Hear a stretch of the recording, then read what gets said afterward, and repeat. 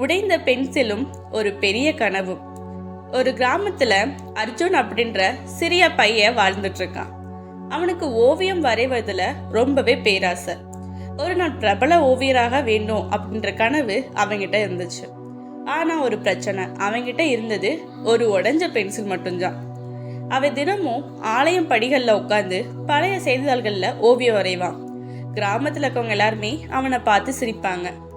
அர்ஜுன், உடைந்த பென்சிலால் என்ன சாதிக்க போகிறாய்? உன்னால் எதுவும் சாதிக்க முடியாது என்று கேலி செய்தார்கள். ஆனா அர்ஜுனு ஒருபோதும் அவனுடைய தைரியத்தை கைவிடவில்லை. அவன் மனதுல பென்சில்லாம் அல்ல, வரைபவரின் மனதில் தான் கலை இருக்கிறது என்ற நம்பிக்கை இருந்தது. ஒரு நாள் ஒரு பிரபல ஓவியர் அந்த கிராமத்துக்கு வந்தாரு. அர்ஜுன் பழைய செய்தித்தாள்ல அந்த சிறிய பென்சில் துண்டால வரைவதை பார்க்கறாரு. அப்போது அவர் கேட்டார், புதிய பென்சில் வாங்கிக் கொள்வதில்லையா?